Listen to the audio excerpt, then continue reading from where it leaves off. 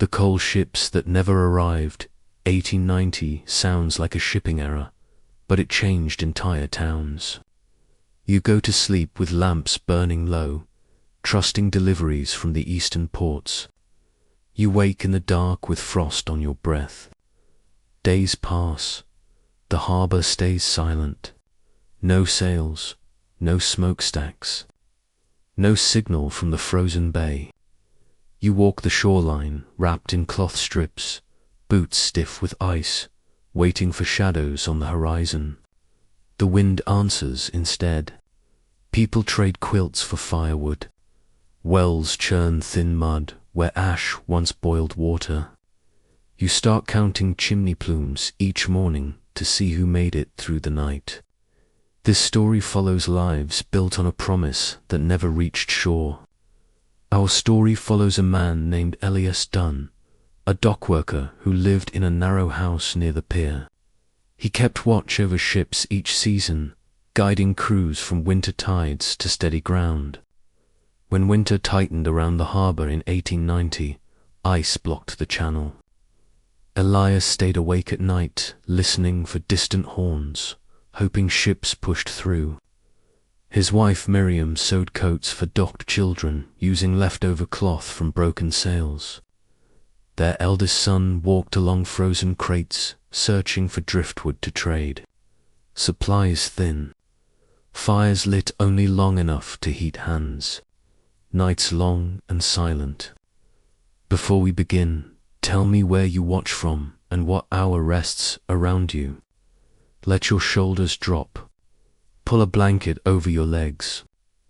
Take one slow breath and let the cold stay outside your room. Settle into a warm space and let this story unfold without effort. If these nights bring you peace, press like softly, subscribe without rush, and leave a quiet word so I know you stayed until sleep. Elias woke before dawn with his hands stiff from cold. The quilt on his bed held little heat. Frost settled along the window in thin ridges that caught the weak glow from the street lamp outside. He rolled out of bed slow, stepped onto the wooden floor, and winced as cold moved through his bare feet. Miriam still slept, curled toward the wall, breath soft. He pulled on worn boots and lifted his coat from a peg near the stove. He stirred the embers and added thin strips of wood. Sparks rose, faint at first, then bright enough to push warmth outward. The house filled with a faint scent of burnt pine. He stood with his hands near the stove until his fingers loosened. He opened the door and stepped outside. The street silent. Snow drifted across the ground in waves, not high but restless. Lamps along the pier flickered weakly, their oil low after weeks of rationing. He pulled his scarf tighter and walked toward the harbor. The pier stretched long into the frozen bay. Ice spread across water from shore to horizon. No break, no channel, no movement. Elias looked for dark shapes of ships, silhouettes against morning light. None appeared. He waited, listening. No horns, no creaking masts, only wind sliding through empty rigging. He moved along the dock, testing each plank with his boot. Some boards cracked under snow weight. He pushed loose ice aside, clearing a path for workers who arrived later. His breath formed thick clouds that drifted toward the bay. He reached the end of the pier and looked across the frozen stretch. The whole world looked locked in place. Salt air turned sharp and dry. Ice spread in sheets thick enough to hold small weight, though not enough for safe travel. Boxes left from autumn shipments froze solid, their sides warped from cold. Elias touched one crate marked with the seal of a coal company from far west. The stamp faded. He traced the edges and shook frost from the lid. The crate empty. Supplies used long ago. Only broken wood remained for firewood. He turned from the crate and walked toward shore. On the path back, he saw two boys running along the pier dragging a barge pole. They looked no older than 10. He stopped them and asked where they headed so early. The taller boys said they searched for driftwood carried by tides weeks earlier. They hoped wind pushed pieces to the far ridge. Elias nodded and told them to stay away from thin ice. They nodded, though their steps scattered quickly across snow once he turned away. Elias returned home as sunlight reached the rooftops. Miriam sat near the stove, sewing patches into a coat made from torn sailcloth. She greeted him with a low voice and asked if he saw anything out on the water. He shook his head and sat across from her. She set her needle aside and rubbed her arms. Their eldest son, Rowan, entered from the back door carrying a bundle of sticks tied with twine. His cheeks red, his breath heavy. He found the sticks near an abandoned warehouse. He placed them by the stove, proud. Miriam thanked him, smoothing his hair with her palm. They ate a small meal of boiled oats and dried skins from apples stored in a jar. The meal simple but warm. Rowan asked again when the coal ships would arrive. Elias paused before answering. He said ice thicker each day and no signal from the lighthouse beyond the ridge. Rowan lowered his head and stirred his bowl after breakfast. Elias walked back to the harbour with Rowan. Workers gathered near a storage shed. They wore layered coats and spoke in short phrases. The harbour master stood on a wooden crate addressing them. He held a long roll of paper with notes and names. He said the town planned to send a group north along the Cape to check for stranded crews. The path, long and uncertain, not a journey for many. Only strong boots and heavy coats would last. Elias listened in silence. He knew the route. He travelled that path years earlier in late autumn when ships delayed by storms. Now snow deep, ice strong, wind harsher. He studied faces of workers who listened. Some looked eager to leave. Others feared leaving families without heat. The harbour master asked who would go. A few stepped forward. Elias lowered his gaze.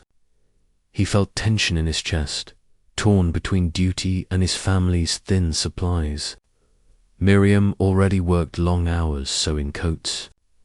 Rowan searched daily for wood. Their youngest slept most days under quilts, body weak from mild fever. Leaving would place more weight on them. He stepped back into the crowd and did not volunteer. After the meeting, Elias walked along the shoreline with Rowan. They collected broken planks and pieces of rope washed ashore earlier in winter. Rowan found a rusted hook frozen into ice. He chipped at it with a stone until it came loose. Elias took it and slid it into his coat pocket. Tools scarce now. Every scrap useful. When they returned home, Miriam worked near the window with daylight on her thread. She mended coats for dock children, stitching lining into sleeves so they stayed warm longer. Elias handed her the rope and hook. She thanked him, saying she might sew loops on the wall for drying clothes. Rowan placed wood by the stove and lay on the floor to rest. Later, Elias walked to the lighthouse cut into the ridge. The keeper, a broad man with thick beard, stood at the top repairing a lens hinge. He nodded when Elias entered. Elias asked if he saw any movement near the horizon. The keeper shook his head and pointed at a logbook filled with blank entries. No signals. No sightings. Elias climbed the narrow steps to the top. From the window, he looked across the frozen water again. The ice looked endless. Far beyond, a faint shadow rose near the horizon, but he recognized it as land, not a ship. He pressed his palm against the glass, feeling cold radiate through it. The keeper asked if Elias planned to join the search crew. Elias answered no. The keeper nodded without judgment. He said every town needed people who stayed, not only those who traveled. Elias descended the steps slowly and walked home through thick snow. Night approached, earlier than expected.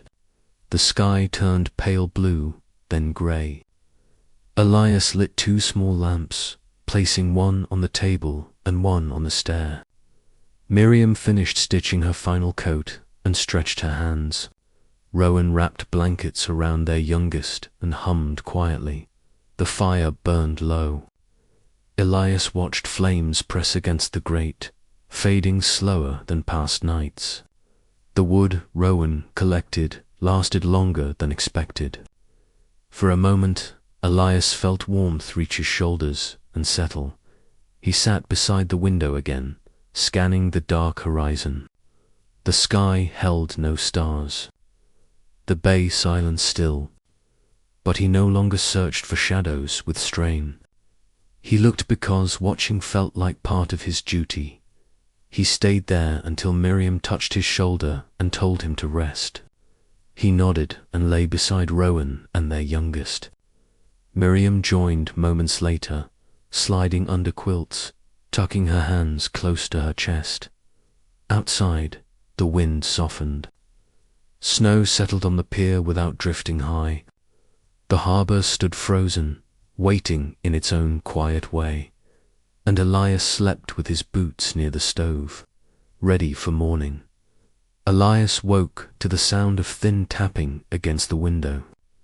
Ice pellets struck the glass in uneven rhythms. He pulled himself up slowly, careful not to wake Miriam. The stove still held heat from last night, though the embers looked tired.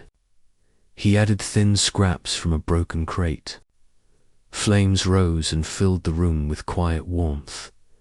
Rowan slept on the floor, wrapped in 2 quilts. Their youngest lay beside him, face pressed into a wool scarf. Elias watched them breathe steady before stepping outside. The morning held a strange calm. Snow drifted in small flakes. The wind light. The bay looked like pressed stone from shore to horizon. No gulls circled the water. No footprints led to the docks except those left the day before. Elias walked farther than usual, past the main pier toward an older dock that sagged under weight of frozen planks. Thick ropes hung stiff with frost, heavy and lifeless. He paused by a pile of fishing nets abandoned before the freeze. The ropes stuck together like frozen vines, impossible to unravel without heat. Near the midpoint of their route, Elias stopped. He tapped again. The sound changed. He signaled the group to stay back. The younger worker leaned forward, eager to test new ground. Elias reached out and pressed a hand on his shoulder. He shook his head once. They circled around rather than crossing the thin stretch. This detour pushed them closer to drifting slabs near the ridge. The wind sharpened.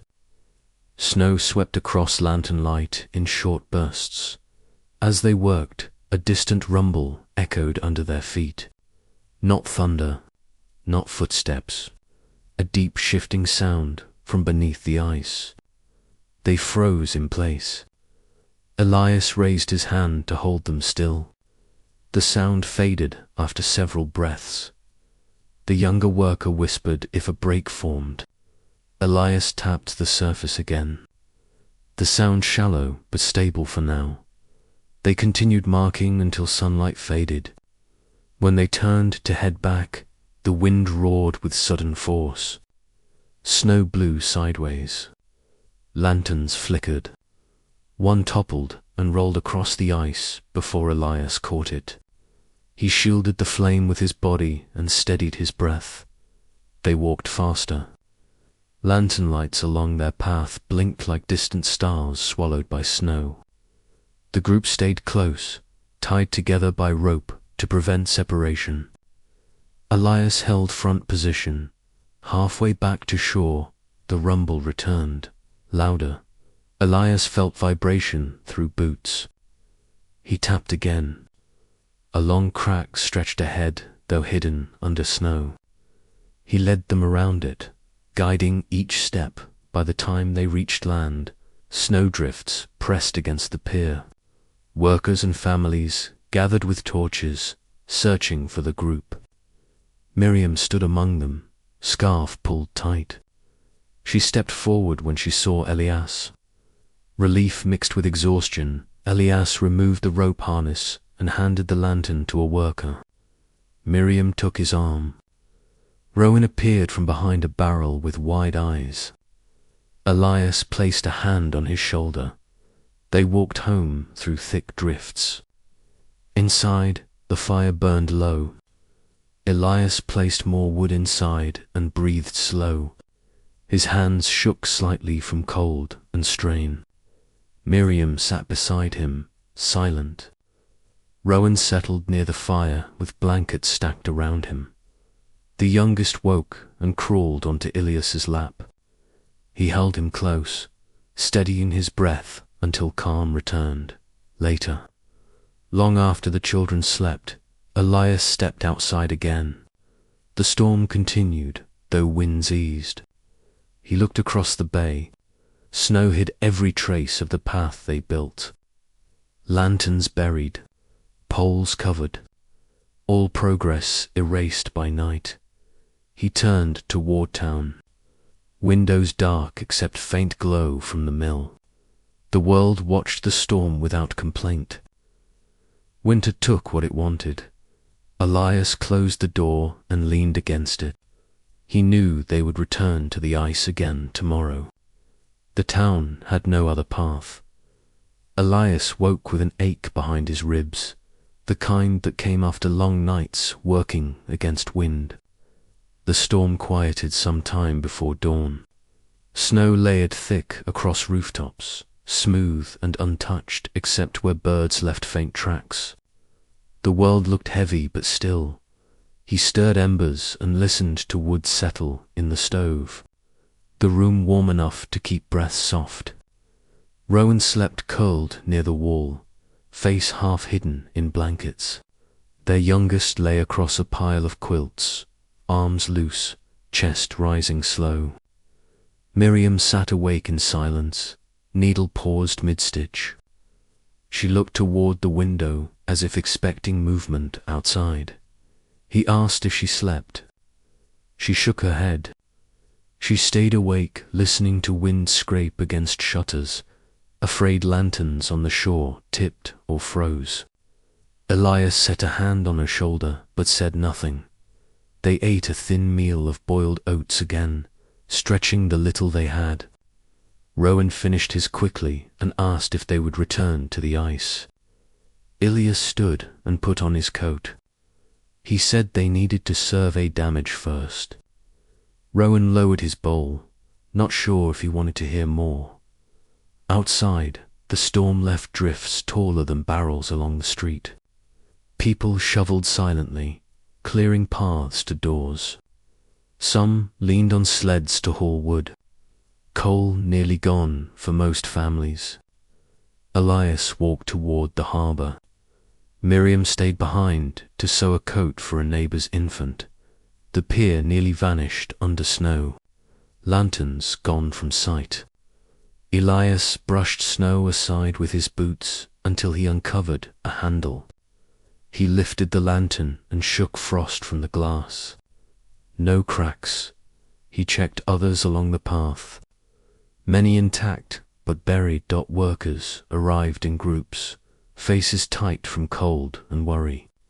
The younger worker from the day before hovered near the edge of the dock, restless. He held new rods and pointed toward the far end of the path they mapped. Elias told him to wait until the harbour master arrived. The harbour master reached the pier later, coat soaked from pushing through drifts. He carried new lists. He read them aloud. Coal stores in the northern quarter lasted 3 days at most. Hospital wing heated only 2 hours each night. Schools closed until fuel returned. The mill worked only to repair tools. The town watched its own breath. He said they needed to rebuild the path again. Faster this time. Storms returned without warning. People nodded without speaking. Elias led the team again. The younger workers stayed close behind. They cleared snow from each marked section. Elias tapped the surface. The sound deeper now in some parts, as if more water pressed beneath. He paused often, adjusting their direction. They reached the midpoint, where snow erased every mark from the day before. They worked without break, placing fresh poles into drifts and lowering lanterns into shallow pits.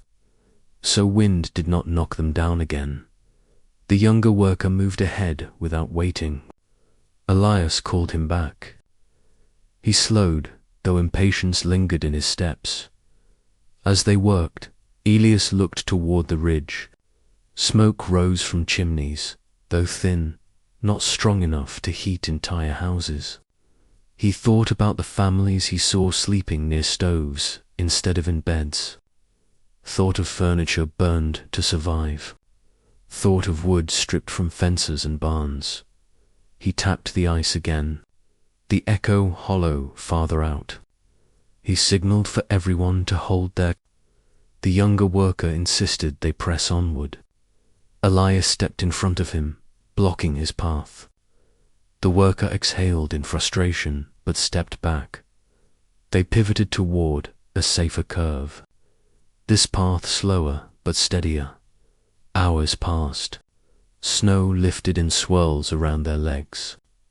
Elias felt numbness spread up his fingers. He forced himself to keep moving.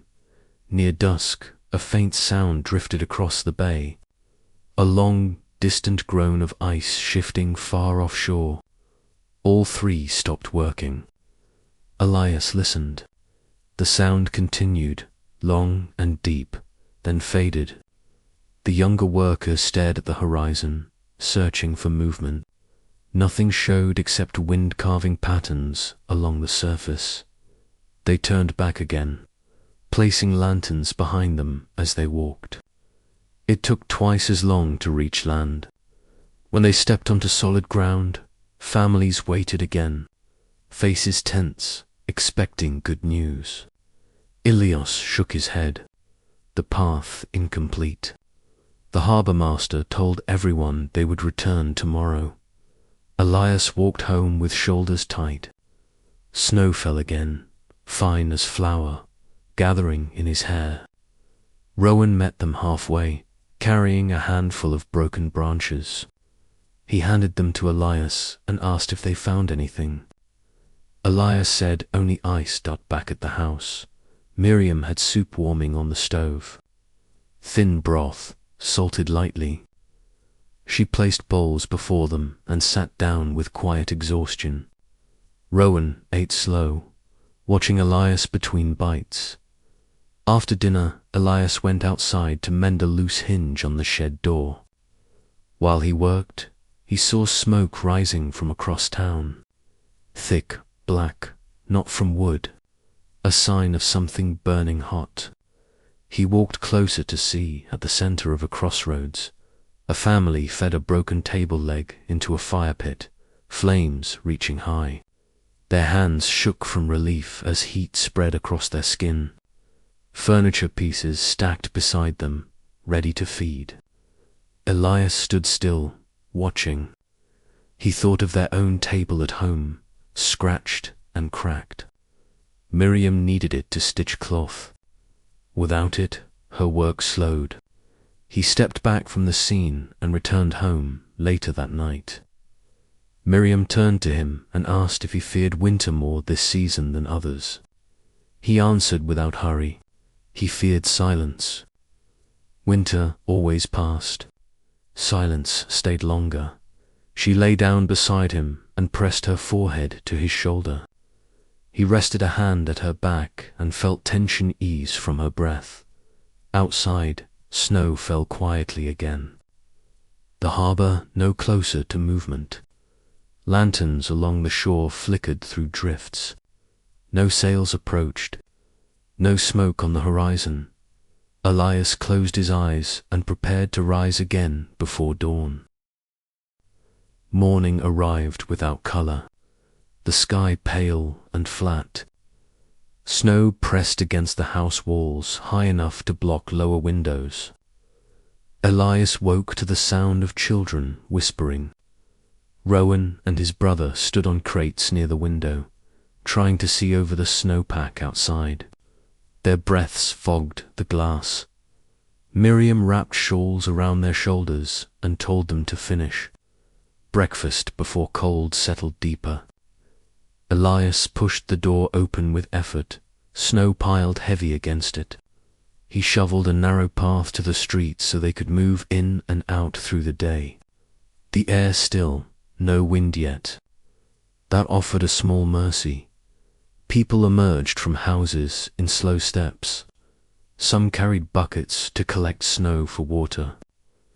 Others hauled scraps of wood toward the central fire pits where workers boiled large pots to share across homes with thin supplies. Children trailed behind parents pulling sleds made from crates. No laughter, no running, only steady movement shaped by hunger and cold. Elias walked to the harbour again. He passed a row of houses where windows dripped from frost melting on the inside. In one doorway, an older woman scraped ice from her stoop with a metal tray. She nodded to him without lifting her face. The harbour looked unchanged at first. Drifts thick near the docks. Lanterns hidden. Workers gathered before the master arrived. The younger worker paced again, stamping his feet to stay warm. His impatience grew harsher each day.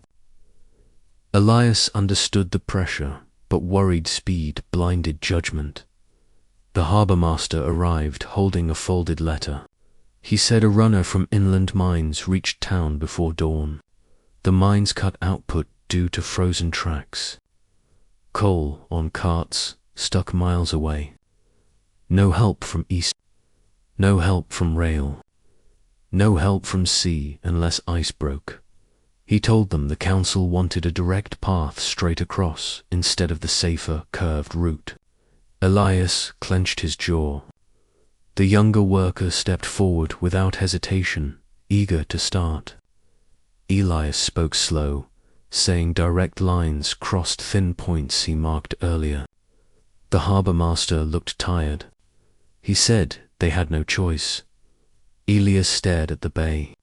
He agreed but insisted they reinforce the path with rope lines anchored to poles, so anyone who slipped pulled back quickly. The harbour master approved. The younger worker exhaled with relief. They walked out once more. Snow crunched loud, air colder than the day before. Elias tapped ahead, listening for weakness. The path stretched farther now. Lanterns placed at longer intervals to stretch oil supply. They worked with urgency but did not run. Halfway across, Rowan appeared at the shore with others bringing tools. He did not step onto the ice but watched from safe ground. Elias looked back once to check on him before returning to work. Rowan held a stack of cloth strips Miriam dyed with charcoal soaked cracks, marked in darker shades. The younger worker moved ahead again. Elias followed to guide his steps. They reached a point where the bay deepened. Elias tapped, echo thin. He signaled to shift left. The younger worker hesitated. He argued they needed a straight line. Elias raised the rod again and struck harder. The ice cracked slightly beneath the impact. The younger workers stepped back fast, eyes wide. They curved the path again, only slightly, enough to stay above thicker ice. The wind arrived without warning, strong, sharp, blowing snow sideways. Lanterns flickered. Elias crouched to shield his flame and shouted for the others to stay close. The wind carried a low howl across the ice. They moved step by step, holding rope lines and leaning into gusts. Snow thickened until lanterns dimmed to small halos. The younger worker yelled something about movement out at sea. Ilias turned but saw only white swirls. He thought he saw a shadow far off, tall and wide, then gone.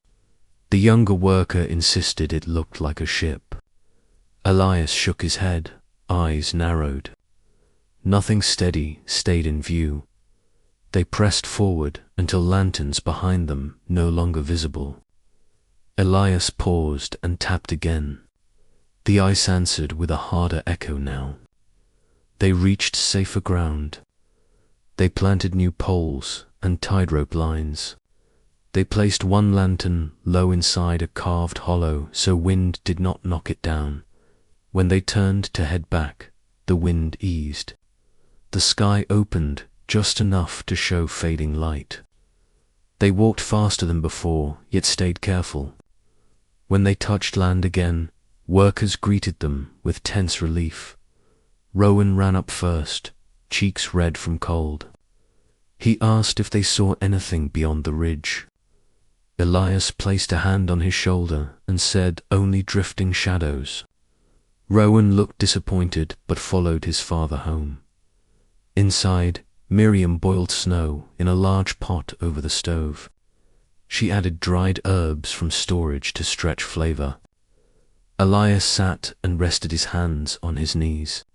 The youngest climbed into his lap again, too tired to speak. Miriam watched Elias with quiet eyes and asked if the path reached farther. He nodded. She lowered her gaze and stirred the pot. Rowan leaned against the table and asked how long before Cole returned. Elias paused before answering. He said winter decided. Rowan stared at the floor. When night settled, neighbors knocked to ask for boiling water. Miriam handed jars through the door, wrapped in cloth. They sat near the stove and waited for people to return empty jars later for refills. Children across Pown waited at windows again. They looked toward the bay as if waiting for sparks or sails or signals. Their eyes held a mixture of hope and stillness, though no words spoke of those feelings. Before bed, Ilias stepped outside once more. Snow fell lightly again. The horizon dark. No hint of movement. He whispered a promise unheard by anyone. He would return to the ice tomorrow. No matter how many times winter erased his work, he returned inside without looking back. Elias woke before first light again. The air inside the house felt dry and thin. The stove burned low, its glow soft across the floor. Miriam slept with the youngest pressed against her collarbone. Rowan lay wrapped near the wall. Elias sat up slow, pulled on boots, and stepped outside. The morning held a deep stillness. Snow stretched across every rooftop, smooth and untouched. The path he shoveled yesterday filled again. He cleared it with a shovel, each lift heavier than the last. He stopped once to stretch his back, steam rising from his breath. Town stirred slowly. A few figures wrapped in wool cloaks moved toward the square where smoke drifted from a central pit. Elias walked there next. People crowded around a tall fire built from fragments of broken crates. An older man stirred coals with a rusted hook. Sparks rose against the pale sky. A woman held her child close, rubbing frost from his cheeks with her sleeve. Elias noticed a wagon pushed against a fence nearby. It held old floorboards stripped from an abandoned barn. The boards carried marks of long use, names carved by children who once lived there. Now the boards stacked in silence, waiting to burn. Elias touched one piece lightly with his glove. Sensing history turned into fuel, the harbour master approached from behind him and nodded. He said they needed the workers again before midday. Elias asked if the path still stood after the storm. The harbour master said, lanterns near the midpoint buried again, poles drifted out of place. Elias exhaled slow. They walked to the pier together. The younger worker arrived early, pacing again with ropes over his shoulder. His eyes looked sharper than yesterday, like he slept little. He said he spotted faint darkness on the horizon before dawn, shadows that looked like sails. Elias looked toward the ridge. He saw nothing now. Snow covered the view. Workers gathered with rods and ropes. Children watched from shore but did not come close. Rowan held a stack of cloth strips dyed darker for marking. Elias placed a hand on his shoulder and told him to take them home for sorting. Rowan nodded reluctantly and walked back, coat flapping in wind. Elias stepped onto the ice first. He tapped ahead, listening for depth. The sound steadier than yesterday, but still uneven. They followed the path from before, clearing snow with long brooms. The younger worker moved ahead until Elias called him back to stay near rope lines. They worked in long stretches of silence. The wind faint but cold. Lanterns flickered along the route. The midpoint remained buried deeper than expected. They dug with shovels to expose poles and reset markers. Elias tapped the surface once more to measure. The echo stronger today. He signaled to move forward. They reached a point farther than ever before. Snow thinned. The ice surface smoother. The horizon visible and full. Elias stood still, scanning distance. Only white and faint shadows of ridges. No ships. No smoke. The younger worker lowered his lantern and leaned forward in frustration. He asked how far they needed to go before they reached traffic routes. Elias answered slow. He said ships followed patterns shaped by wind and current. Those patterns shifted this season. The younger worker frowned and paced along the path. He struck the ice with his rod harder than needed. The sound carried across the bay. Elias turned, walked toward him, and placed his hand on the rod to steady it. They faced each other without words for a moment. Then the younger worker lowered his gaze and stepped back.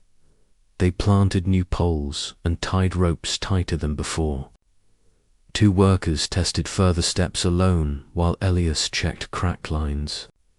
Time moved without measure. The sun hid behind clouds again. When they turned back, they passed a section where the ice dipped slightly under weight. Elias tapped it twice.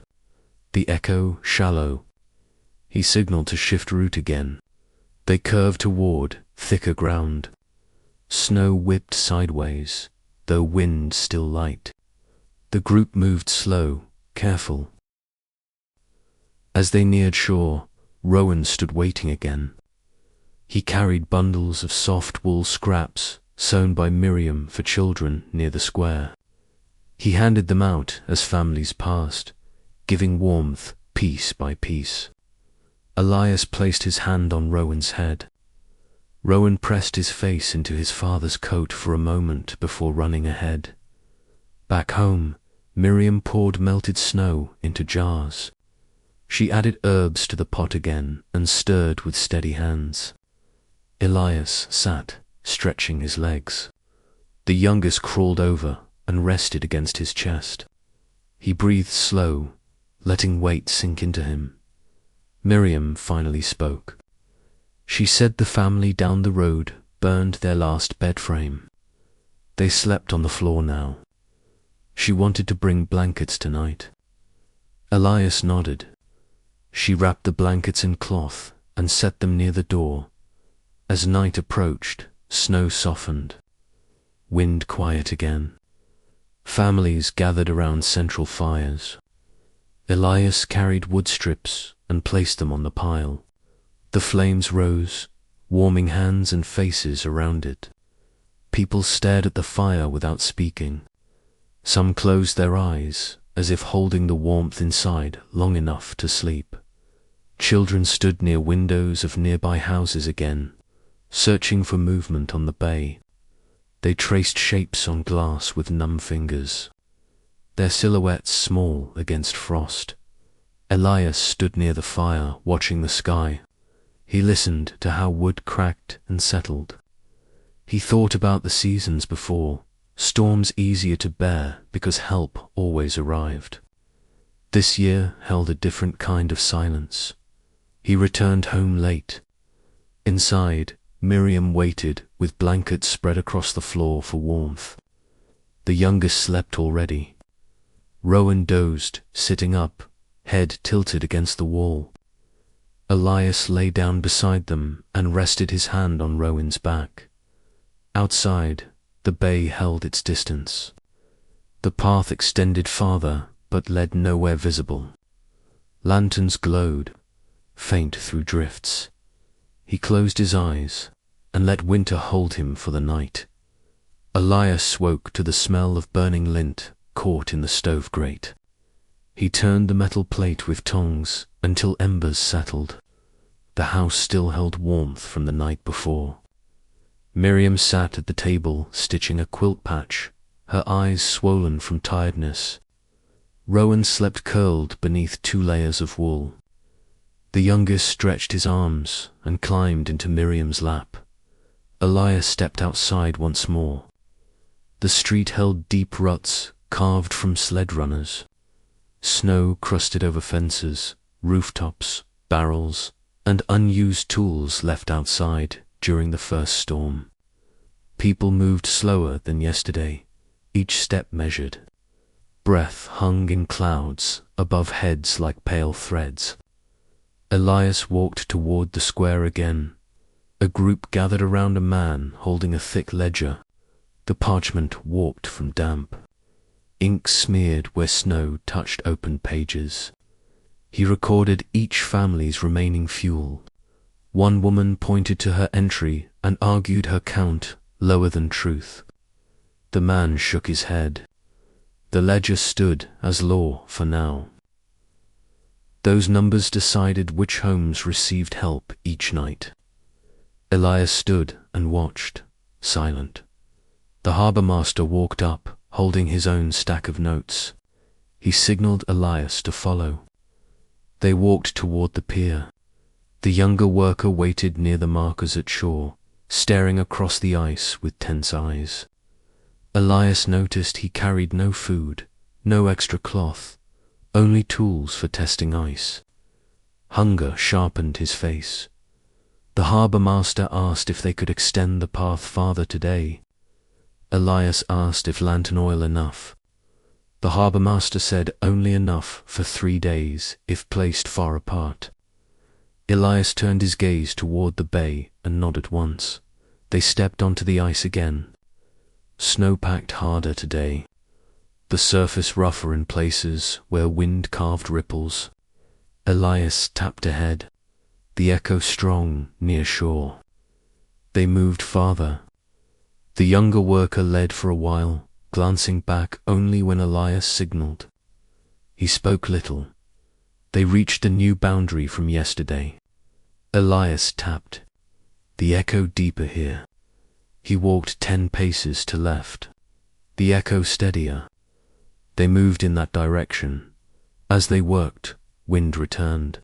Not harsh, but steady enough to lift snow in small whirls. Elias placed lanterns low again. The younger worker tied ropes to poles with colder hands than usual. Elias noticed his fingers trembled. One worker slipped as snow hit a shallow ridge. The rope caught him and pulled him upright before his foot reached a crack. Elias tapped the ridge and found a thin fissure beneath. They marked it and moved onward. Hours passed with no visible change in horizon. The sky lightened, then dimmed. Cloud cover thickened. No noise except wind sliding over ice. No gulls, no distant waves. The bay sounded hollow. They reached a point where snow thinned enough to see glassy ice below. Elias crouched and pressed his palm against it. He felt faint vibration from water moving far beneath. He tapped again. The echo rang long, then faded with a soft break near the edge. He stood and signaled to shift. The younger worker looked frustrated again. He asked how far until they reached open water. Elias said nothing. The worker raised his rod as if to strike ice harder. Elias stepped in front and shook his head. The worker lowered the rod, jaw tight. They placed another lantern. The flame cast longer shadows across the ice. Something shifted in those shadows. Elias stared at a shape far ahead. A thin line, darker than sky. It stretched horizontal, then vanished. He felt his pulse quicken. The younger worker saw movement too and stepped forward. Elias caught his arm. The younger worker pulled away but did not run. The group waited in silence. The line returned again. Slight curve, brown or grey or black against white. Too large to be driftwood, too still to be smoke. Elias stepped forward one slow pace, then another.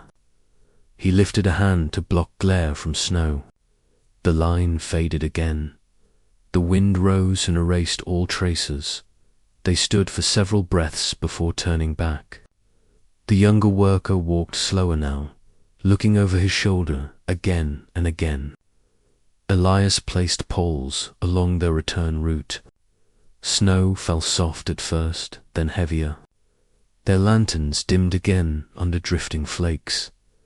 When they reached land, the harbour master recorded what they saw. Elias spoke only of thickness changes and safe curves. The younger workers spoke about the dark line. Others listened without comment. The harbour master held no expression. Elias walked home. Rowan waited near the shed holding a stack of wood scraps collected from fallen fence posts. Elias took half and placed them by the stove.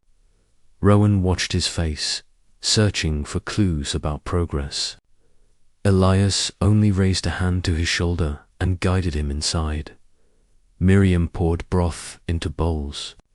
Thin again, though she added dried carrots soaked for hours. Elias sat with quiet gratitude.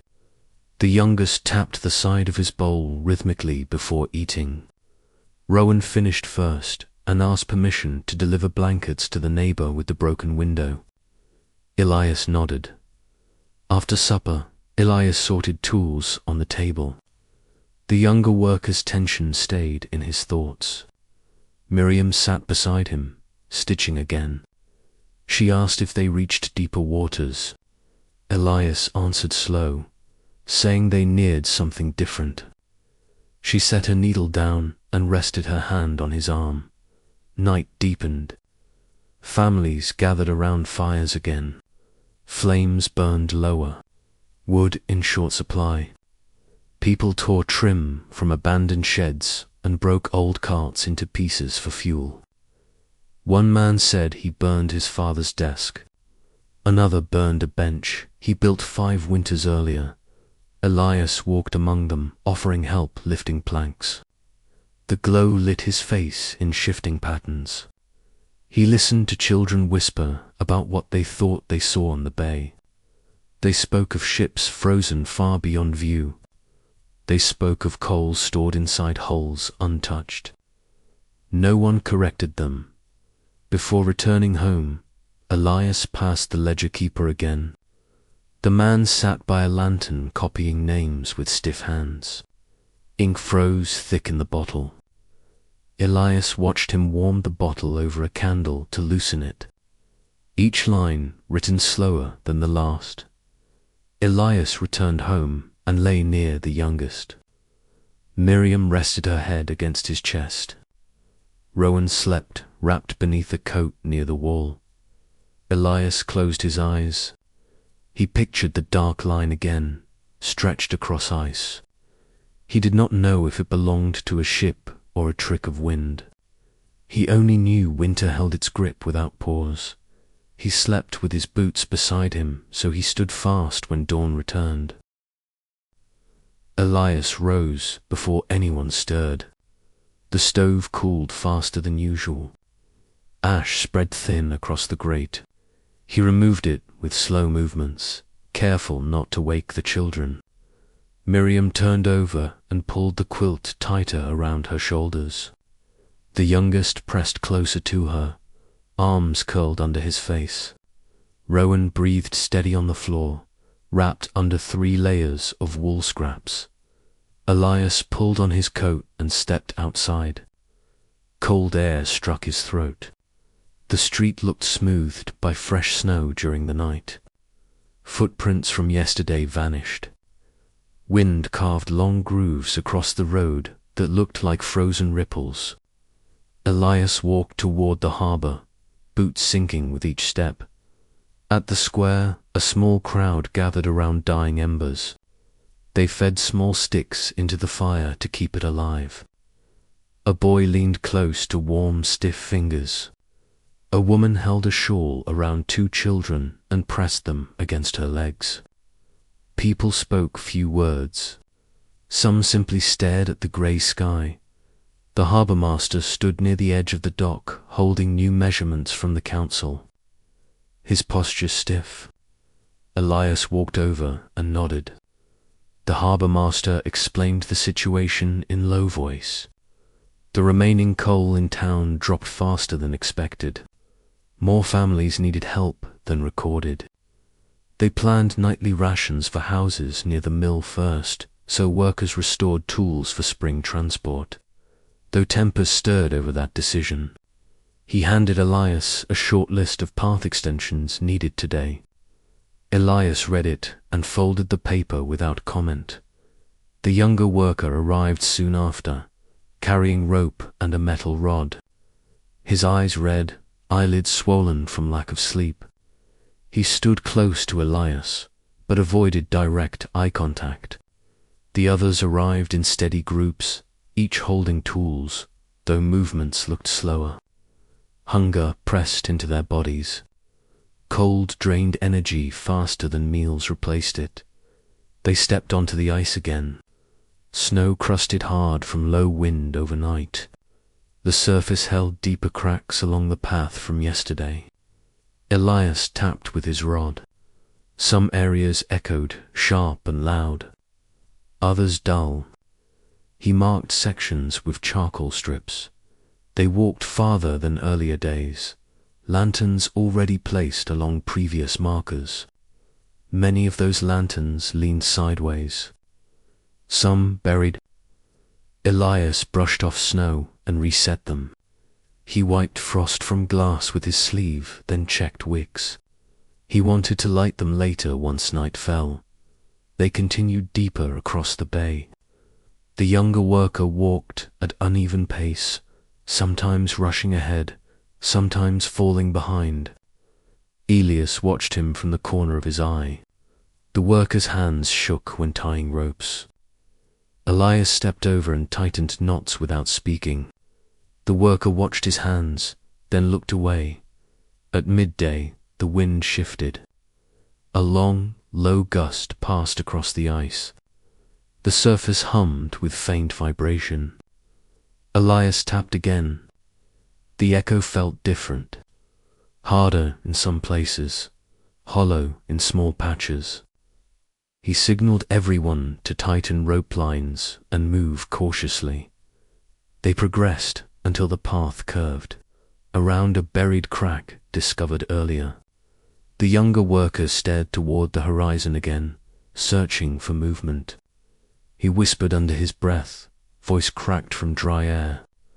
Elias walked forward and slowed him with a touch to the shoulder. The worker lowered his gaze. As they pressed on, snow thickened again. It fell in light flakes at first, then heavier. Lanterns dimmed under the new layer. Elias ordered a halt so they cleared snow from each marker. The workers moved slow but steady.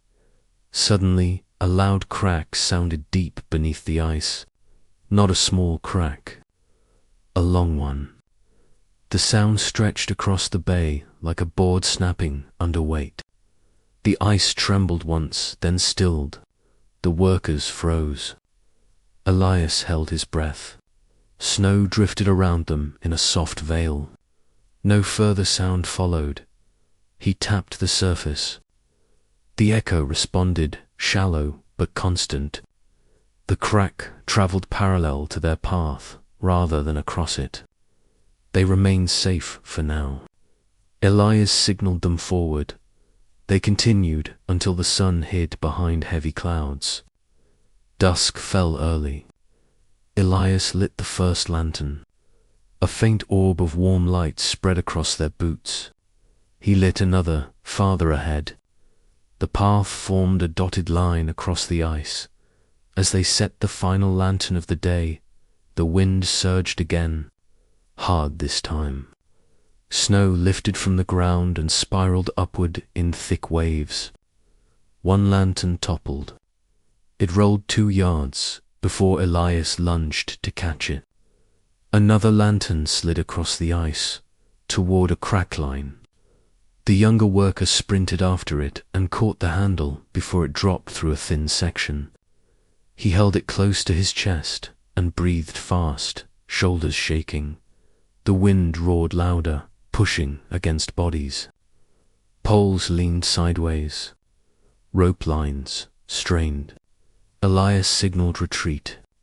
They moved close together, gripping ropes, lanterns flickering behind them. The storm surrounded them, turning the world white. Each breath a struggle through cloth. One lantern fell from its stand and skidded across the ice, flame inside still alive. The younger worker reached for it, but slipped. Elias grabbed the rope tied around his waist and pulled him upright with a hard jerk. The worker stumbled into Elias, then steadied himself with a nod. His jaw trembled. Elias squeezed his shoulder before turning back toward shore. Lantern after lantern toppled under wind. Some rolled and extinguished. Some slid far enough to vanish in the white haze. A few remained upright, flames trembling by the time they reached land. Night fully settled. Snow piled around their boots in heavy layers. People waited at the shoreline again. They stared at the path but saw no flames. The storm swallowed the lanterns. The younger worker dropped to his knees on the pier, head bowed. Elias knelt beside him and placed a steady hand on his back. The worker's breath came heavy, shoulders shaking with exhaustion rather than fear. Elias looked toward the bay, only faint outlines of poles visible under drifting snow. Back home, Miriam met them at the door with warm cloths. She pressed one into Elias's hands. He wiped snow from his face. Rowan helped remove boots and placed them near the stove to dry. The youngest held a cup of water and tried to hand it to Elias with both hands. Elias took it and drank slow. They sat in silence for a long time. Miriam stirred soup again, though thinner than before. She looked tired, yet moved with gentle purpose. After they ate, Elias stepped outside. He walked to the square, where families huddled near small fires fed with broken doors and chair legs. Wood crackled in irregular bursts. Faces illuminated by flames looked pale and focused.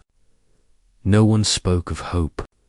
They spoke of the next hour, not the next month. Elias visited the ledger keeper once more. The man lay sleeping upright, pen in hand. Pages of numbers soaked with melted snow. Elias lifted a blanket and placed it over the man's shoulders. He walked to the pier one last time before sleep. The storm calmed. Snow still fell, but slow now. He scanned the bay. No lanterns visible. No light touched the surface. Only white stretching forever, swallowing their work. He turned away, knowing they would place new lanterns tomorrow. The path bent but did not break. Winter tested them without pause. Elias returned home, lay beside Rowan, and shut his eyes. The house silent, the bay silent. He slept without dreams, waking ready to fight the ice again when dawn returned. The storm passed without warning near sunrise. Elias woke to silence so strong it pressed into the walls. The stove held weak embers. He added thin scraps and watched flames rise slow. Miriam opened her eyes and sat up with tired posture. Rowan slept face down under heavy quilts. The youngest curled near the stove wrapped in cloth and fur. Elias dressed and stepped outside. Snow rose past his knees. The world looked covered in soft dunes, stretching across rooftops and fences. Lantern poles near the harbour stood buried under ridges shaped by wind. Elias bent low and brushed snow from the top rail of the fence, so people walked through without climbing. Children already moved outside. They walked in slow lines, counting each footprint they left behind. They spoke numbers under their breath with serious faces, turning the frozen world into silent tallies. Rowan joined them, leading to younger boys along the street. They stopped near the shed and scraped thin trenches with sticks to mark paths between houses. Elias watched them work. Their effort held purpose beyond play. Each mark shaped a route for families to walk without sinking deep. He nodded once toward Rowan, who raised his chin with quiet pride at the square. The fire burned low. Only a handful of families stayed through night. Wood scattered in small piles, thin strips from broken tool handles and splintered cabinets. Smoke rose in narrow lines that drifted flat across rooftops. A group of workers approached carrying broken doors. They laid them near the fire and stepped back. One man wiped his face with numb fingers and sat on a crate. No one spoke. Elias greeted the harbour master near the edge of the square. The harbour master held a stack of notes wrapped in cloth to keep them dry. He opened them and spoke in a low voice. The council argued through night. Supplies lasted shorter than expected. Babies in the southern quarter needed heat by midday.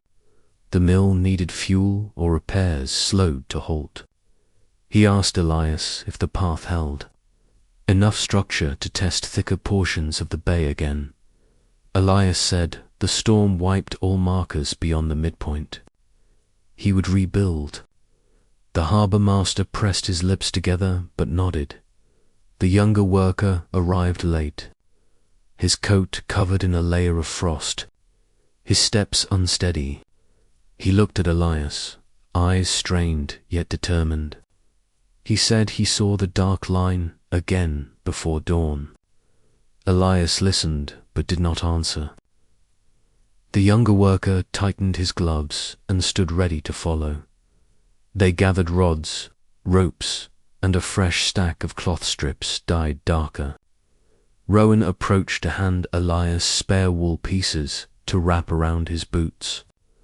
Elias nodded his thanks, but told Rowan to stay home and help Miriam. Rowan lowered his gaze, yet accepted the task with a small nod.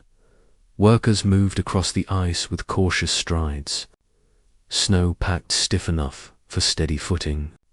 Elias tapped ahead, marking safe spots with poles. The path stretched silent toward open distance. They reclaimed lanterns buried in drifts. Elias placed them low again. They reached the midpoint and paused. The younger worker stepped forward and tested ice with his rod. When he struck, the sound rang deeper than earlier days. Elias listened closely. Something beneath shifted with a slow pulse. Not a crack, not a break, more like movement far below. He tapped 3 more times and tracked how the echoes changed. He signaled to move right, where the ice sat thicker. The younger worker followed without argument this time. They planted new poles farther out, lanterns spaced wider than before. The horizon opened wider as snow thinned. The world stretched in endless white ridges. The younger worker raised a hand and pointed. A faint shape cut across the distance. Elias narrowed his gaze. The shape longer than before. No distinct edges, but darker than snow. It drifted slow along the horizon, then paused, suspended in stillness. Elias stepped forward one pace. Snow lifted and hid it again. When the wind settled, the shape gone, he turned back to the group and signaled to continue. They resumed work. Hours passed in steady rhythm. Tap, listen, mark, walk. Snow shifted under boots with crunching sound. Lanterns swayed as wind returned in short bursts. Workers tied new knots around poles and tugged to test strength. Near late afternoon, a loud shout echoed behind them.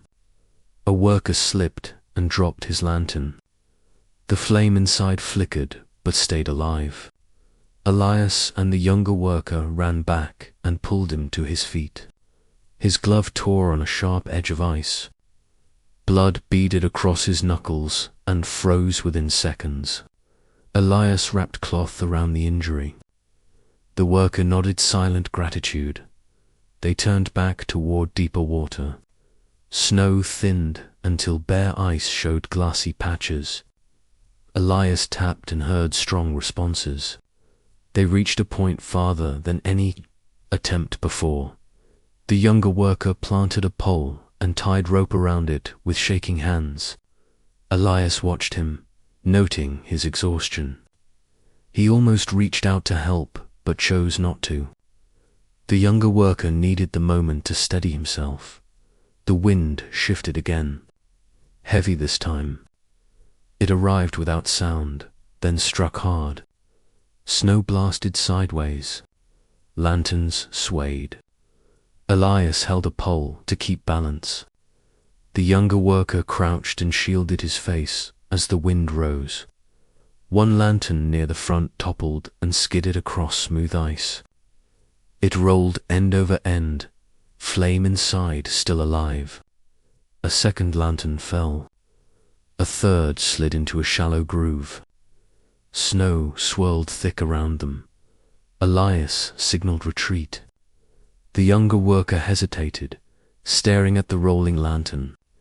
He ran forward and reached it, grabbing the handle. When he stood, a gust shifted his footing. He slid toward a hidden crack. Elias pulled the rope hard. The younger worker stumbled backward into safety. He collapsed to his knees, gripping the lantern to his chest. They moved back toward shore in tight formation. Ropes pulled taut between them. Snow blinded their path. Lanterns behind them blinked in and out of view. Elias tapped ice even during retreat, ensuring no sudden shift. It took long to reach land.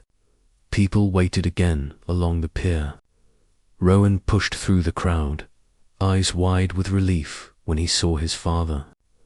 The younger worker fell to the ground again, hands shaking. Elias helped him stand. They walked toward town slowly. Snow piled along houses higher than midday. Families shoveled entryways, clearing narrow tunnels to doors. Children watched from windows again, eyes fixed on the bay. Inside, Miriam placed warm cloth over Elias's face. She removed his gloves and inspected his hands. The youngest pressed fingers against his coat and leaned against him half asleep. Rowan sat nearby, staring at the floor. They ate broth again, though smaller portions. Miriam stretched herbs further by boiling them longer. Elias finished his bowl and rested his head on his arm. Miriam brushed his hair away from his face with gentle movement. Night settled thick. Fires burned in the square again. Elias walked there once more to help carry wood. The flames crackled unevenly. People stood close, but no one smiled. Workers spoke of the dark shape they thought they saw beyond the ridge. Some said it looked like a hull. Others said it looked like rock. No agreement formed. Elias listened and stayed silent. When the fire dimmed, he returned home. Rowan slept with his boots near the door, so he stepped outside fast, if called. Miriam lay curled around the youngest on the bed. Elias lay beside them and closed his eyes. Outside, ice shifted again with a low moan that faded before anyone woke. Dawn arrived without colour. Elias opened his eyes to the sound of wood splitting outside. He stood and looked through the window. 2 men pried boards from an abandoned shed. They stacked them on a sled and dragged them down the street toward the square. Frost clung to their hair. Their movements slow but steady. Inside, Miriam wrapped the youngest in a quilt and lifted him to sit near the stove. Rowan rubbed sleep from his eyes and tied cloth around his boots. Elias stirred the embers and added thin sticks he stored under the table. Flames rose soft. No one spoke for several minutes. Silence filled the room like thick air. Miriam looked at Elias with tired eyes and asked if he planned to return to the ice. He nodded. Rowan paused and asked if he could go as far as the pier to watch from shore. Elias agreed, telling him to stay near families gathering there. Rowan smiled faintly. They stepped outside. Snow crushed under boots, deeper than the day before. People moved through narrow paths carved from constant shoveling. The sky hung low, heavy with unfallen flakes. The bay looked flat and sharp. Elias walked toward the harbour. Rowan followed but stayed farther back. The harbour master waited near a stack of crates stripped of metal hinges. He handed Elias a short list written in faded ink. It recorded where the path must stretch next. The younger worker arrived moments later, eyes sunken, shoulders tense, coat torn at the sleeve. The harbour master spoke with low voice. Families burned doors and shelves through night. The hospital burned benches from storage rooms. The school burned old teacher desks. People needed a sign that the path led somewhere before supplies ran out. Elias listened without interruption. He understood the weight of those words. Workers gathered with tools and rope. The younger worker stood closer to Elias than previous mornings, as if needing to anchor himself. Elias touched his shoulder once, then walked ahead. They stepped onto the ice again. Snow thin across the surface. The wind faint. Elias tapped the ground with careful rhythm. The echo shifted from deep to shallow with subtle transitions. He led them along the safer arc formed yesterday. They reached the midpoint with ease. Lanterns still buried, but poles remained upright. Workers unwrapped cloths from lanterns and brushed frost away. Elias checked wicks but left flames unlit until dusk. Farther out, the ice changed texture. Clear patches mixed with layered frost. Elias tapped again. The sound travelled long, drifting under the ice before fading. He signalled to shift course slightly left. The younger worker followed without argument. They placed poles deeper this time. Snow thin enough to expose cracks that wound like dry lines across the surface. Workers stepped around them in careful arcs. Elias bent low to inspect one long fracture. It ran parallel to their path and stretched farther than he pictured. He stepped back and marked it with cloth. Hours passed. The sky dimmed, though day not finished. Snow fell again, slow and thick. Each flake landed like ash. Elias wiped his brow and pushed forward. Then a distant sound broke the quiet. A long groan across the bay. Not a crack, not shifting water. Something deeper. Workers froze. The younger worker stared ahead, eyes wide. Elias tapped the ice again. The echo answered with steady tone, though faint tremor followed. They continued, but slower. By late afternoon, the horizon opened again. The dark line appeared once more. Clearer this time. Elias stopped.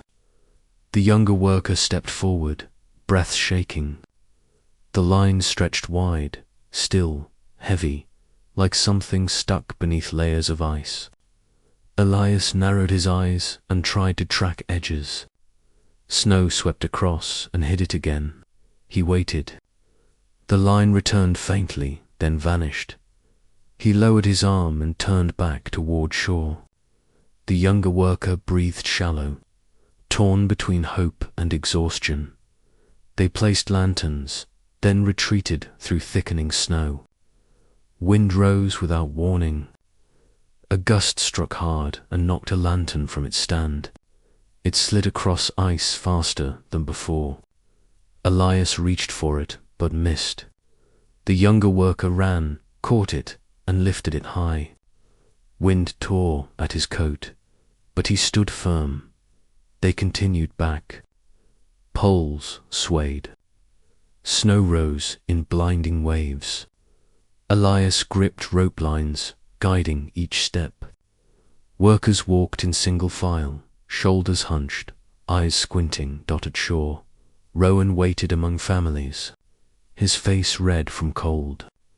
When Elias reached him, Rowan wrapped his arms around his father's waist briefly.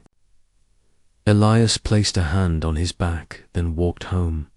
Along the streets, families carried more wood toward fires. Not cut wood, not stored lumber, walls, sections of paneling torn from bedrooms, strips of rafters pulled from attics. People carried them in silence. No pride, no shame. Only survival. One man lowered a beam marked with dates carved by his father decades earlier. Another carried a piece of painted trim from a child's bedroom. A woman held a drawer filled with letters, torn from a dresser burned the night before. She removed the letters and pressed them into her coat, then placed the drawer on the fire. Miriam watched from the doorway. Her throat tightened. Elias held her arm. She asked if they would burn their own walls soon. Elias paused before answering. He said they would share scraps first, shelves second, walls last. She nodded and pressed her forehead against his chest for a moment. Inside, Rowan laid his coat near the stove to dry. The youngest stacked pieces of bark like small blocks. Miriam cooked a broth with small bits of dried meat saved for cold days. Elias ate slow, listening to wind tap the window. Later, he walked to the square again. The fire burned higher tonight. Entire door frames stood in the flames. Families huddled close. People watched without expression. Elias approached the older man who kept the ledger. He sat on the ground, back against a wall, holding the book open to a page filled with names and numbers. Ink froze halfway through a word. His hands trembled too much to steady his pen. Elias knelt and helped hold the bottle toward the flame. The man nodded without lifting his gaze. Before returning home, Elias walked to the pier. Snow fell in thick sheets. The bay silent. Lanterns buried. The path invisible beneath the storm. Elias knew they returned tomorrow. He turned and walked home. Miriam slept near the stove. The youngest curled against her. Rowan lay by the door, ready to rise fast if needed. Elias lay beside them and closed his eyes. The house held warmth for now. Far across the bay, ice shifted again, sending a low tremor through the night. Snow stopped falling near midnight. The wind eased until nothing moved outside. Elias woke before dawn and stood near the window. Frost spread across the glass in thin branches. Light from embers lit the room faintly. Miriam slept in a curled shape with the youngest pressed close. Rowan sat upright against the wall, eyes open though half asleep. He heard movements outside and waited silently. Elias put on his coat and stepped into the cold hallway. The door pushed against drifting snow piled high from night storms. He forced it open enough to step through. The street stretched under a thick layer of snow that reached halfway up fences. Lantern posts leaned under weight. Paths carved the night before vanished. A figure shoveled ahead using a broken chair leg. Elias recognized the old fisherman who lived near the wharf. The man nodded once, then resumed clearing a narrow trench to his door. His breath formed a slow cloud that drifted toward rooftops. Elias looked toward the square. Smoke hung low above chimneys. Fires burned bright, though silent. A new pile of timber lay near the center. Someone stacked large beams upright, nearly as tall as Elias. He walked closer. The beams came from a storehouse near the grain mill, stripped empty through night. Their surfaces held soot and chipped paint. No one claimed responsibility. The beams stood like proof of need. Families stood around the fire but did not speak. Children sat on crates, heads resting on knees. One woman held her hands close to the heat, then pulled them back as flames sparked too high. Smoke clung to coats and hair. No songs, no stories, only slow breathing in the glow of burning homes. Elias turned back toward the pier. Rowan followed at a distance. Ice stretched still and smooth that morning. No wind, no waves beneath to shift the surface. The horizon looked flat and empty. Other workers gathered slowly. The younger worker arrived last. His hands wrapped tighter than before with cloths stained from cracked skin. He carried a rod and rope, though with sluggish steps. Elias waited for him to reach the group before moving. They set out toward the bay again. Snow packed thick along the shoreline, but once they reached open ice, the surface felt harder than previous days. Elias tapped and listened. Echoes strong and steady. Lantern poles from earlier attempts stood half buried. Workers dug them out and reset them upright. The sky held a strange calm. Light filtered through thin clouds, giving the world a washed tone. Their breaths sounded loud in the silence. They reached the midpoint and paused. Snow formed small dunes along cracks they marked earlier. Elias pressed his rod against the edge of one crack and listened. The sound did not travel far. Ice thickened overnight. The younger worker exhaled, relieved. They continued forward, reaching the point marked the day before. Elias placed a new pole, then looked toward the horizon, searching for the dark shape. Nothing appeared. Only flat white. The younger worker's shoulders slumped. He stood still while others moved ahead. Elias walked to him and spoke low. The younger worker stared at his boots, then nodded and followed. Hours passed as they extended the path farther than any day before. Snow fell lightly again, but flakes small enough to blow aside without hiding poles. Elias tapped ahead and marked safe spots. Workers placed lanterns in long lines that stretched behind them like a chain across the world. Near late afternoon, the wind shifted direction. It carried a faint scent of salt, sharper than usual. Elias stopped and inhaled. Something changed beneath the surface. He kneeled and pressed his ear to the ice. The younger worker copied him. A slow pulse drifted up from deep below, steady and rhythmic, unlike shifting water. Elias lifted his head and signaled everyone to stillness. The sound faded. Snow drifted again. Silence returned except for boots crunching. They moved on, slower now.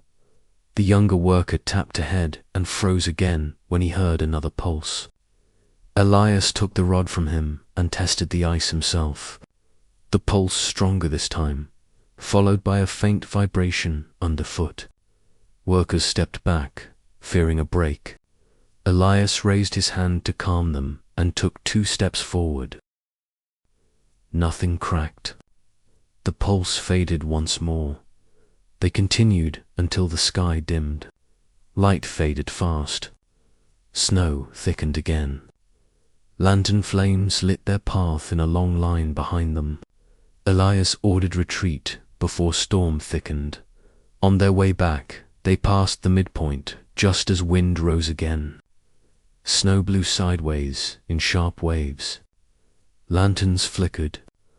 Elias tightened rope around his wrist and signaled workers to stay close. Halfway to shore, shadows moved near the village. Wooden beams burned there, sending sparks into the night. The square glowed brighter than usual, bright enough to reflect across the ice. Elias saw figures dragging entire bed frames toward the fire, moving without speaking, only nodding at one another before leaving to gather more. When they stepped onto land, Rowan rushed forward, calling Ilias's name. He pointed toward their street. Smoke rose from near their own house. Elias's chest tightened. They ran through deep snow. It was not their home burning. A neighbor tore panels from his own walls and stacked them in a neat pile near the doorway, preparing to drag them to the square. He knelt to tie rope around each board. His wife held their baby wrapped in wool. She rocked back and forth without sound. Elias stood still, breath shaking in the cold. Rowan looked at him, then turned away. He had nothing to say. Inside their home, Miriam stirred broth again. She added dried root and leftover scraps from last week. She asked Elias how far they reached. He answered in few words. Rowan sat near the stove, tired but awake. The youngest crawled into Ilias's lap. Elias wrapped his coat around the child and held him close. Miriam sat beside them with slow movements. She leaned her head on Ilias's shoulder. Later that night, Ilias walked outside alone. The snow glowed under moonlight. Fires burned in distant yards. People pulled boards from their own walls and carried them like heavy burdens. Elias stood near the pier and looked out once more. The ice silent, the horizon blank, no shapes, no lines, no shadows. He stepped back toward home. The door opened before he reached it. Rowan stood there holding 2 blankets. He draped one over Ilias's shoulders without speaking. Elias nodded once. They stood in silence. The night passed slow. Flames in the square burned until sunrise. Families slept in shifts to stretch heat longer. Elias lay next to Miriam and closed his eyes. The house creaked softly in cold. He placed a hand on the wall beside him, feeling its strength, knowing sooner than later it might leave their home too. Light rose slow through thin clouds. Elias woke with a stiff back and sore hands. Rowan slept near the doorway beside a folded blanket. Miriam sat on the floor, feeding the youngest warmed broth from a cup. Her movements slow, careful, focused on each breath the child took. Elias stood and pushed open the door. Snow leveled the entire street into one white field. Every fence disappeared beneath drifts except short posts marking old pathways. Houses looked smaller, buried deep along their sides. The world felt quiet in a way that pressed against the chest. A wagon passed slowly, pulled by 3 men instead of horses. They dragged the frame through heavy snow toward the square. The wagon carried broken shutters, table legs, and sections of roof beams. Elias watched them turn a corner and continue their slow journey. He walked toward the harbor. The younger worker waited there already, sitting on an overturned crate, his gloves patched with new cloth, his eyes heavy from lack of sleep. Elias nodded, and the younger worker stood without a word. The harbor master paced near the waterline with a rolled sheet of notes under his arm. He stopped when Elias approached. Supplies burned faster overnight. Several families removed entire sections of walls. The school lost 1 classroom to the fires. The hospital burned windowsills to heat blankets for newborns. The harbor master pressed his lips shut after speaking, as if holding back exhaustion deeper than words. He handed Elias a new list, shorter than before, with only 2 lines. Reach the ridge before dusk. Confirm thickness. Return before wind shifts. Elias folded the note and placed it in his coat. Workers gathered slowly. Tools slung over shoulders. Lanterns tucked under arms. Some limped from strained muscles. Others wore coats stiff with frozen sweat. No one joked. No one asked questions. They stepped onto the ice when Elias moved forward. The morning air crisp. Ice felt harder. Snow thinner. Elias tapped with deliberate rhythm, echoes strong and smooth. The wind stayed still long enough for them to hear the faintest vibration beneath. They reached the midpoint faster than before. Snow not as deep along the marked route. Lanterns stood upright and clear from last night. Workers paused to drink melted snow stored in small flasks. Elias tapped ahead and signaled to continue. The sun climbed higher, though still weak. Shadows stretched narrow across ice. Footsteps left shallow dents, but no deep collapse. Elias felt pressure ease for a moment, though he did not voice it.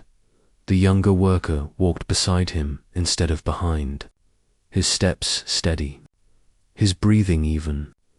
He pointed ahead when faint fractures showed beneath thin snow. Elias adjusted their path to cross thicker sections. Late morning, the wind shifted again. Cold air swept across the bay, not fierce, but steady enough to carry distant sounds. Workers stopped when they heard a soft groan beneath them, longer than usual. Elias tapped twice. The sound returned, strong then fading. They moved slower after that. Around midday, they reached the ridge at last.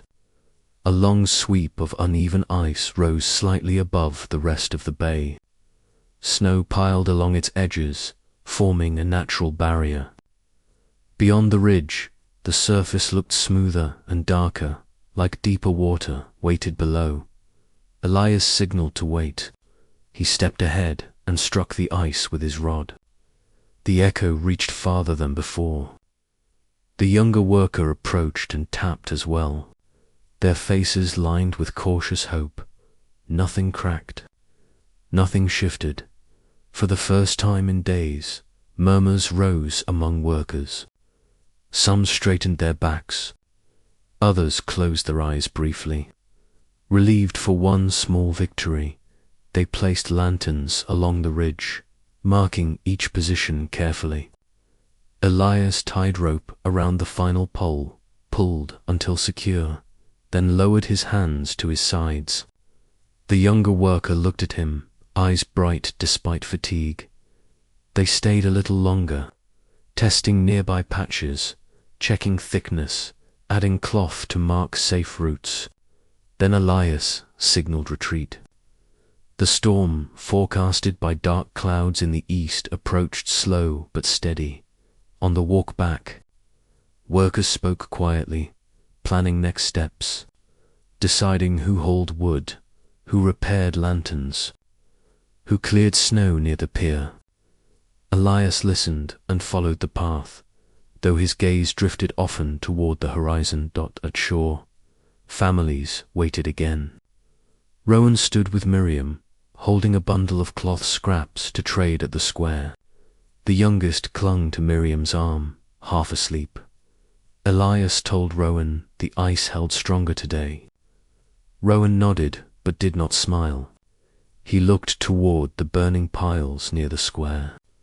Smoke rose higher this time. They walked home together. Along the street, neighbors removed wood from the last house untouched by flames. A tall structure on Harbour Street. Thick beams, polished stairs, ornate trim carved by hands long gone. Its owner stood nearby, holding a small metal box, watching workers remove his walls one plank at a time. His face filled with quiet acceptance, not anger. Elias stopped to speak to him. The man listened, nodded, then handed Elias a board from his own home. Elias hesitated, but took it. The man said nothing more and returned to watching the dismantling of his past at their own home. Miriam spread blankets near the stove. Rowan helped Elias sort the board into sections. They stored it with their scraps for later. None of them wanted to burn it tonight. Inside, they ate broth, thinner than before. Miriam saved larger pieces for children in the southern quarter. Rowan planned to deliver portions after dark. Elias agreed and handed him a small bag of cloth to trade. Before leaving, Rowan knelt beside the youngest and brushed snow from his hair. The youngest smiled, then fell asleep again. Wrapped in quilts, Elias stepped outside with Rowan. Snow crunched under their boots. The route to the southern quarter steep and narrow from constant drifting. Rowan carried food and cloth in equal weight. Elias walked behind until Rowan reached the last turn. They shared one look, then Rowan continued, alone, while Elias returned home at the pier. Elias approached the harbour master once more. The harbour master stood with two council members. They spoke low, heads close, hands gesturing sharply. Elias waited until they finished. The harbour master turned and asked if the ridge held firm. Elias answered with short phrases. The harbour master pressed a hand to his forehead, exhausted, but thanked him. The council members argued about when to send full teams tomorrow. One wanted immediate advance. Another wanted to wait until sunrise. Elias left them to their debate. He walked home as lights along the square dimmed. Fires lower now, burning thinner scraps. People huddled together against cold. Some slept standing. Inside, Miriam lay on the bed asleep. The youngest curled beside her. Elias removed his coat and lay next to them. He felt the faint warmth of the stove fading. He closed his eyes. Across town, the last house on Harbour Street lost its final wall that night. Families carried beams through frozen streets in careful lines. Flames rose high again, painting shadows across snow, and far across the bay, beneath ice, the same slow pulse returned. Elias woke before dawn. The house felt colder than any morning that winter. The stove held only faint ash. Miriam sat wrapped in two quilts, holding the youngest close. Rowan pressed his hands near the small pile of scraps left from last night. Elias stood and pulled on his coat without speaking. Outside, the wind returned strong. Snow drifted across streets in fast waves. the sky thick with low clouds. Families already walked toward the pier carrying tools, rope, lanterns, and empty sleds for wood. The square burned only a thin flame, smoke rising straight into the grey air. Elias met the younger worker on the path, his face pale from cold and lack of rest, his coat stitched so many times the original fabric hidden beneath layers. He nodded and fell into step beside Elias. At the harbour, the council waited near the first marker. They formed a loose line, shoulders hunched against wind, papers held under arms. The harbour master stepped forward. He asked Elias for one clear statement. Was the ridge strong enough to cross? Elias held his breath, then spoke in short, firm words. The ice held yesterday. Wind low then. Today stronger. Safer to cross slowly, tied together. The harbour master lowered his head, accepting the answer. He gave permission to advance. Workers spread rope from one pole to the next, forming long chains across the bay. Lanterns strapped 2 belts so wind did not steal them. Each person placed gloved hands on rope and followed Elias in a single line. Snow blew sideways, stinging exposed skin. Elias tapped ahead with controlled strikes. Echoes, sharp, steady. The younger worker tapped beside him, matching rhythm. They reached the midpoint faster with the rope lines taut behind them. When they reached the ridge, the wind dropped without warning. Snow settled. The world hushed again. Workers paused, catching breath, staring ahead. The horizon stretched empty. The younger worker pointed toward the faint dark line. Elias saw it too. The line sharper, wider, but unmoving. He stepped forward, crossing the ridge onto smooth ice. The younger worker followed. They walked farther than any day before. The ice stayed solid. Cracks faint. Snow drifted thin, leaving wide, glassy stretches. Elias tapped again. The echo returned deep, strong. He moved forward. An hour passed before the wind shifted again. Snow rose in new sheets. The dark line faded behind heavy air. Workers tightened grip on the rope. Elias slowed his pace, measuring each step. Soon the storm grew louder than their boots.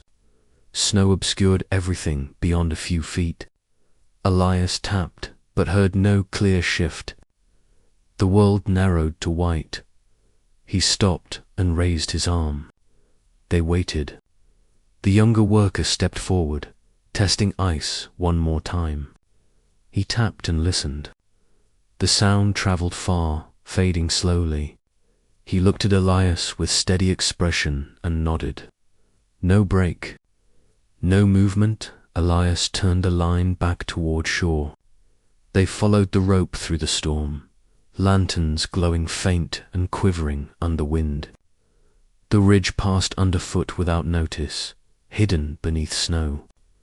Elias guided each turn by memory and instinct. The storm followed them to shore. Families rushed forward when they appeared through white haze. Rowan reached Elias first. Miriam stood behind, holding the youngest with both arms. The harbour master asked if they reached open water. Elias said the ice held farther than needed. The harbour master closed his eyes a moment, then walked toward the council without any celebration. The younger worker walked to the square. He knelt before the fire with his hands out, trembling, letting heat sink through cloth and skin. Elias approached him and placed a hand on his shoulder. The younger worker lifted his gaze, eyes glassy, then lowered them again. Neither spoke. Night fell early. The storm settled. Fires burned low but steady.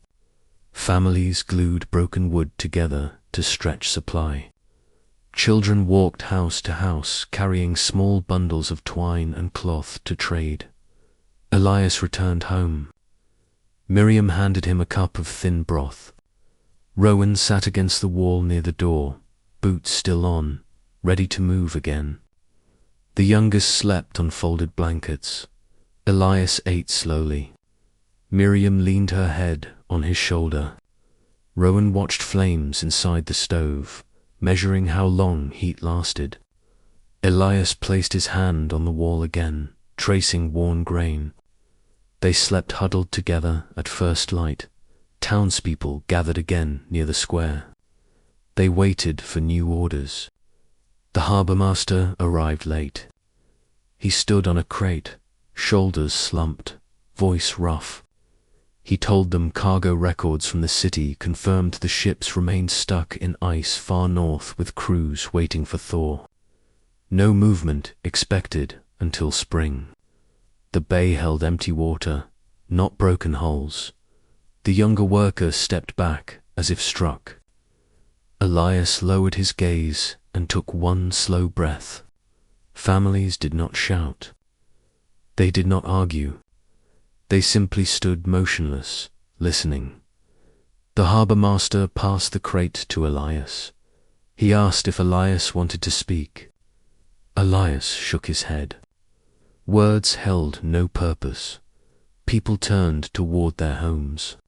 Some pulled boards from final rooms. Others walked to help neighbours dismantle shelves. Fires built new piles.